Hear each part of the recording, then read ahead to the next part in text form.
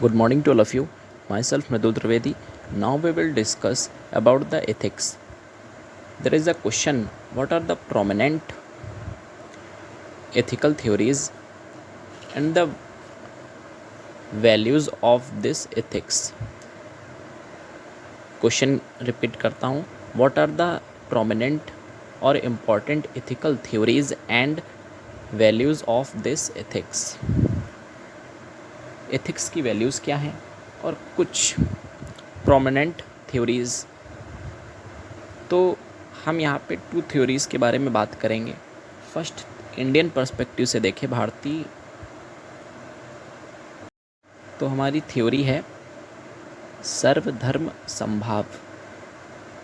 From the Indian perspective, सर्वधर्म समभाव मतलब सभी धर्म समान हैं, सभी धर्मों के प्रति हमारा सेम रिस्पेक्ट है और हम अपने अपने जो भी हमारा धर्म है, रिलीजन है, जो भी हमारी आइडेंटिटी है, हम अपने अपने धर्म की इज्जत करते हैं, रिस्पेक्ट देते हैं और सभी धर्मों को हम फॉलो, हम अपना ही रिलीजन करेंगे लेकिन सभी धर्मों के प्रति रिस्पेक्ट करेंगे.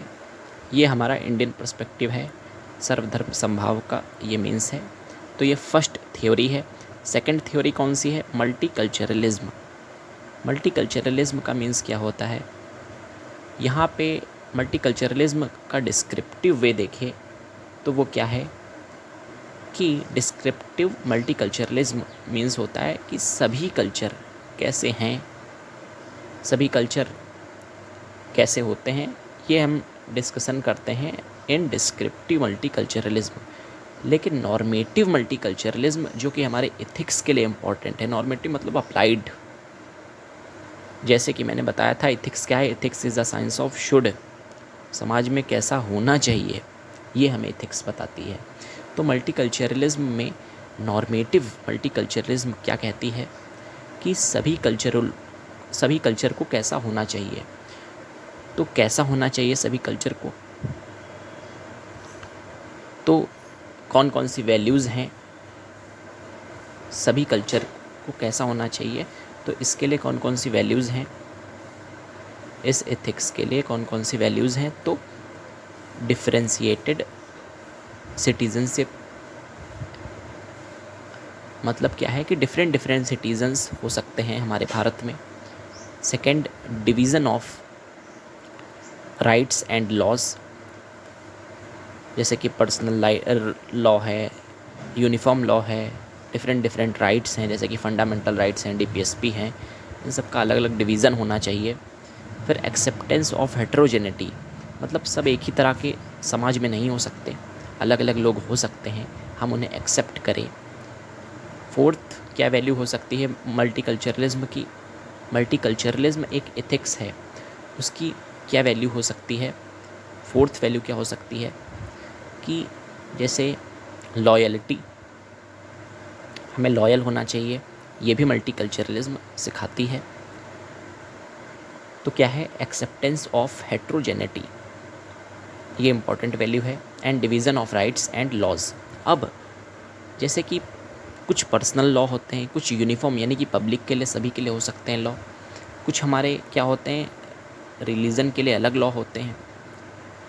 तो डिफरेंट लॉ, डिफरेंट राइट हमें कई तरह से प्रोटेक्ट करते हैं, इनकी भी इम्पोर्टेंस है हमारी सोसाइटी में. तो ये सब किसके अंडर में आता है? मल्टीकल्चरलिज्म के. और सेकंड मैंने क्या डिस्कस किया था, कौन सी थ्योरी थी? सर्वधर्म समभाव, जो कि हमारे इंडियन पर्सपेक्टिव से है. इसकी क्या क्या वैल्यूज़ हो सकती हैं? तो कि जैसे टॉलरेंस है, रिलेटिविटी है, प्लूरलिज्म है. मतलब कहने का यह सर्वधर्म समभाव की जो वैल्यू है वो क्या है, सर्वधर्म समभाव हमें क्या वैल्यूज़ देता है, क्या सिखाता है, तो कौन कौन सी वैल्यूज़ प्रोवाइड करता है सर्वधर्म समभाव. ये एथिक्स हमें कौन सी वैल्यूज़ प्रोवाइड करती है? Means all the cultures are treated same, मतलब सभी जो कल्चर्स हैं उन्हें रिस्पेक्ट देनी चाहिए, उन्हें इक्वली ट्रीट करना चाहिए और उन्हें रिसोर्सेज प्रोवाइड करने चाहिए, उन्हें प्रोटेक्ट करना चाहिए। ये सिखाता है हमें सर्वधर्म समभाव। इंडियन पर्सपेक्टिव से ये थ्योरी है हमारी।